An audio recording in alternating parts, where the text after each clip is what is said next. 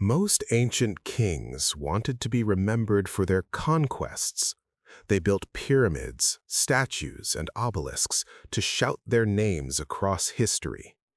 But in the 7th century BC, in the terrifying capital of Nineveh, modern-day Iraq, there was a king who was different. His name was Ashurbanipal. He was the ruler of the Neo-Assyrian Empire, a war machine that crushed Egypt, Babylon, and Elam. He was known as the King of the World.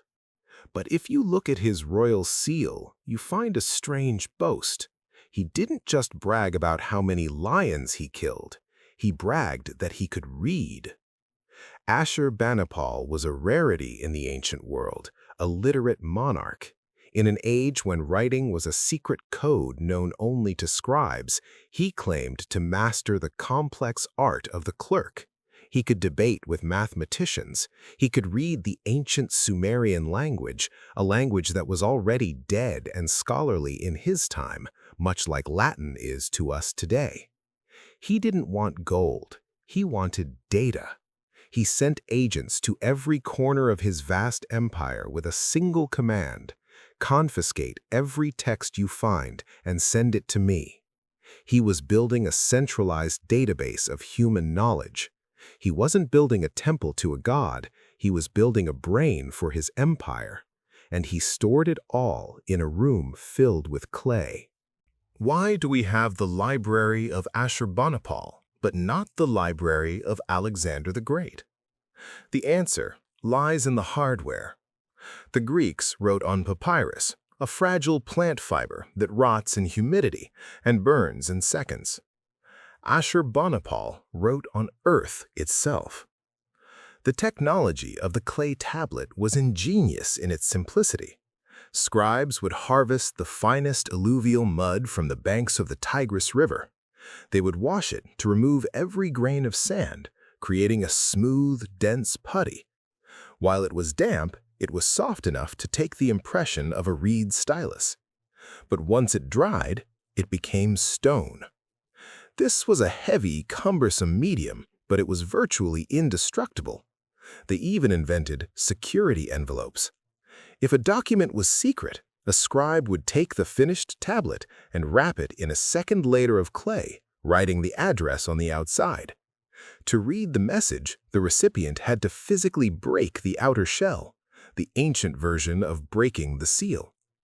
They also invented metadata. Because you couldn't leaf through a pile of heavy tiles, they attached tiny clay tags to the edges of the shelves, functioning exactly like the spine of a modern book. This wasn't just a pile of mud. It was a sophisticated, cataloged data center that was built to outlast the empire itself. When archaeologists cracked open the library thousands of years later, they didn't find boring tax records. They found the oldest story ever written. Among the thousands of tablets was a set of 12 large, beautifully written squares. It was the Epic of Gilgamesh. For centuries, the world believed that the biblical story of Noah and the Great Flood was the original account. But here, in the clay of Nineveh, was a story written at least 1,000 years before the Bible was written down. The epic told the story of Gilgamesh, the superhero king of Uruk. He was 2/3 god, 1/3 man, and 100% arrogant. The gods sent a wild man named Enkidu to tame him. They fought to a standstill, became best friends, and went on adventures slaying monsters like Humbaba in the cedar forest.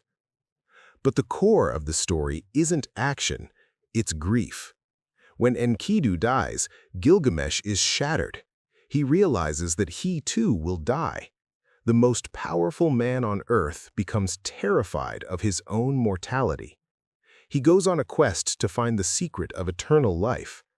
He eventually meets a man named Utnapishtim, a man who had survived a great flood by building a giant wooden boat filled with animals, sent by a god who was angry with humanity. The discovery of this tablet sent shockwaves through the Victorian world. It proved that the foundational stories of Western civilization had roots deep in the soil of ancient Iraq. If you walked into Ashurbanipal's library, you wouldn't find rows of philosophy or novels. The Epic of Gilgamesh was actually a rare exception. More than 80% of the 30,000 tablets were something else entirely. They were scientific data, but it was a very specific kind of science, divination. The Assyrians believed the universe was a giant machine run by the gods, and that the gods sent messages through the natural world. Every eclipse, every deformed birth in a flock of sheep, every strange pattern in the clouds was a coded warning. The library held massive, multi-volume series like the Enuma Anu Enlil, a collection of 7,000 celestial omens. It was an if-then database for national security. If Jupiter appears bright in the month of Tammuz, the king will have a long life. If a lunar eclipse happens on the 14th day, the king of Elam will die. Ashurbanipal didn't make decisions based on gut feeling. He consulted his data. He employed teams of professional astronomers who watched the sky every night from the top of the ziggurats, recording the movements of the planets on clay. They would cross-reference their observations with the library tablets and send reports to the king. This wasn't superstition to them. It was predictive analytics. The library was a massive intelligence agency designed to hack the mind of God. Hidden among the omens was something even more practical, the largest medical encyclopedia of the ancient world. It was called the Sakiku, or the Diagnostic Handbook. It consisted of 40 tablets containing thousands of detailed medical entries. Assyrian medicine was a strange hybrid. They didn't distinguish between a virus and a curse. To them, a fever wasn't just biology. It was an intrusion by a demon or the hand of a ghost. But if you strip away the superstition, the observation was scientifically brilliant. The tablets list symptoms with clinical precision. If his body is yellow and his eyes are yellow, jaundice. If his speech is slurred and the left side of his body drags, stroke. If his neck turns and his hands and feet shake, epilepsy. Ashurbanipal's library contained thousands of treatments. The Asu, physician, would grind herbs, minerals, and even animal fats into salves and potions. They used poppy, or opium, for pain, and cannabis for inflammation. They washed wounds with beer and hot water, an accidental discovery of antiseptics. It was a world where a doctor carried a bag of herbs in one hand and a clay tablet of incantations in the other. While Ashurbanipal was collecting tablets in Nineveh, his twin brother, Shamash-shum-ukin, was ruling the southern capital of Babylon. It was supposed to be a partnership, but in 652 BC, the partnership exploded. Maybe it was jealousy. Maybe it was the Babylonians whispering in his ear that they were the true center of civilization. Whatever the reason, the brother rebelled. He closed the gates of Babylon and declared war on Ashurbanipal. Ashurbanipal's reaction was terrifying. He didn't just send an army, he put Babylon in a chokehold. The Assyrian army surrounded the city for 2 years. The historical texts in the library describe the horror in graphic detail. The siege was so tight that the people of Babylon were forced to eat leather, grass, and eventually their own children. When the walls finally fell, the rebel brother didn't wait to be captured. He retreated to his palace, set it on fire, and burned alive along with his family and treasures. Ashurbanipal had won. He was the undisputed king of the world again, but the victory was hollow. The war had drained the empire's treasury and killed thousands of its best soldiers. The library was safe, but the foundations of the empire were cracking. Ashurbanipal died around 627 BC. With his last breath, the fear that held the Neo-Assyrian Empire together evaporated. He left behind a library of 30,000 tablets, but he also left behind a world that hated him.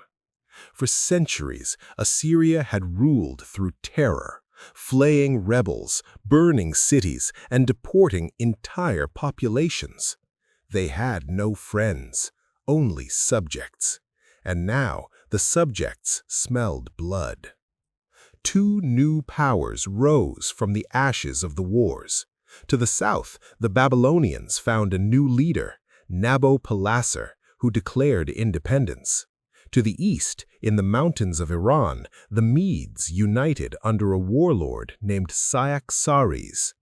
Separately, Assyria could crush them, but they did something unprecedented. They shook hands. The Babylonians and the Medes formed a grand coalition cemented by a royal marriage. It was a hammer and anvil strategy designed to crush Nineveh. The greatest military machine in history was about to be surrounded. And inside the library, the scribes were no longer recording victories. They were recording omens of doom. In 612 BC, the end of the world arrived. The combined armies of the Babylonians and Medes breached the walls of Nineveh. The fighting was street to street and room to room. The roar of the dying city was said to be so loud it shook the mountains. According to historical chronicles, the attackers did something ingenious. They broke the dams of the Khosr River, flooding part of the city and undermining the walls. The water rushed in, followed by the fire. The invaders stormed the North Palace. They looted the gold and smashed the statues, and then they did what all conquerors do. They set the building on fire. As the wooden roof beams caught fire, the palace collapsed. The floors caved in, bringing the ceiling down on top of the library room. This should have been the end. If the books had been parchment, they would have turned to ash in seconds, but they were clay. The intense heat of the burning palace didn't destroy the tablets, it baked them. It turned the sun-dried mud into ceramic. The collapse of the walls buried them in a protective tomb of debris. The enemies of Ashurbanipal thought they were erasing his memory. In reality, they were firing his kiln. For 2,500 years, the library slept. The wind blew dust over the ruins of Nineveh until the palaces disappeared completely. The city of blood became nothing more than two strange flat-topped hills across the river from the modern city of Mosul. History completely forgot where it was.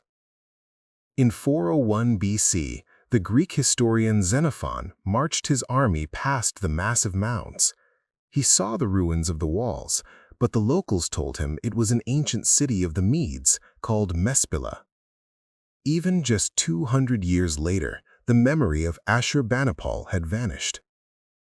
The site became known as Kuyunjik, the Sheep Hill. On the second mound, a local village sprang up around a shrine.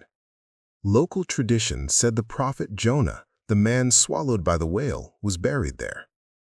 So for centuries, Ottoman shepherds grazed their sheep on top of the king of the world. They had no idea that 20 feet beneath the grass lay the history of mankind. The tablets were waiting in the dark, preserved by the very catastrophe that destroyed them. In 1845, a young Englishman named Austin Henry Layard arrived in Mosul. He wasn't a trained archaeologist. He was a 28-year-old law school dropout who was bored with desk work. Layard was a true adventurer.